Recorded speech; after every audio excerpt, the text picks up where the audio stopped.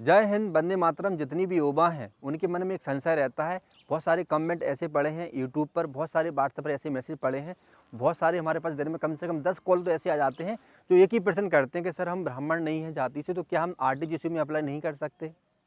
अगर हम अप्लाई कर सकते हैं तो क्या हमको साक्षात्कार में बाहर कर दिया जाएगा? क्योंकि हमने ऐसा सुना है कि साक्षात्कार में ब्राह्मणों को ज़्यादा वरीयता दी जाती है और फाइनली वो ब्राह्मण को ही चुनते हैं। तो ऐसे बहुत प्रकार के प्रश्न आते हैं। आज मैं बहुत सारी शंकाएं दूर करने जा रहा हूं। ध्यान रखना, ये वीडियो बहुत महत्वपूर्ण है। जो हिंदू वर्ण से हैं उनके मन में एक शंका है, उनके मन में एक हीन भावना प्रवेश कर गई है कि हम अगर ब्राह्मण होते तो हम आरटीजीएस में भर्ती हो जाते। आज मैं सारी चीज़ें आपके सामने क्लियर रखना चाहता हूँ।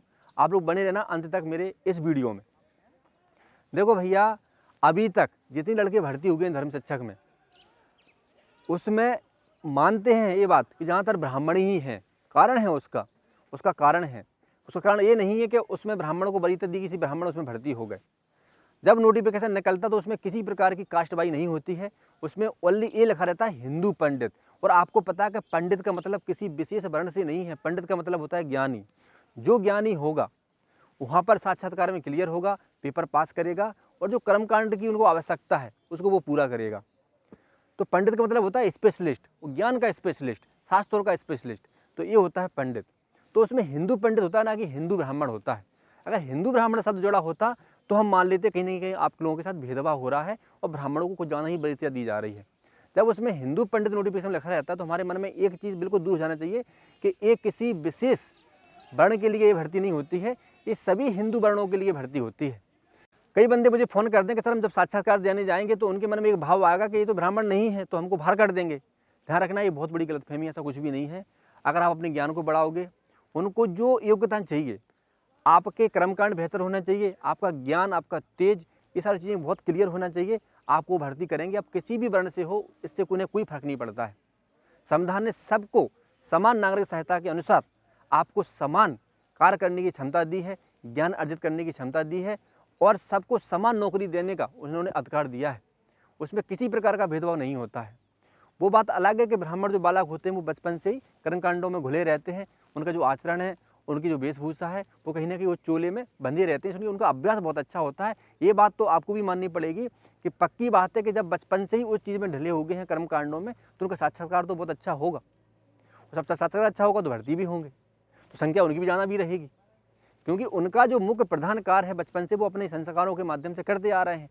अब कोई अर्ण वर्ग का बंदा अगर तैयारी कर रहा है तो उसको अपने कर्मकांडों पर ही फोकस करना होगा। उसको लगता है कि मैं अच्छे से रट लूँ, तैयारी कर लूँ, पेपर पास कर लेगा, फिजिकल पास कर लेगा, लेकिन साक्षात्कार में बाहर हो जाएगा।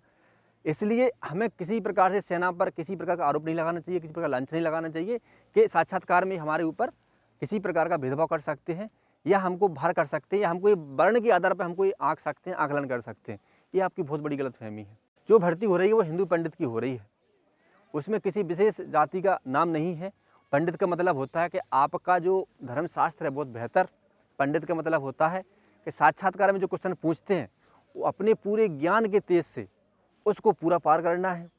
आप किसी भी वर्ण से हो, उन्हें कोई मतलब नहीं होता है। उनके लिए पंडित का मतलब होता है ओनली ज्ञानी। जो ज्ञानी होगा वो भर्ती हो जाएगा जाके।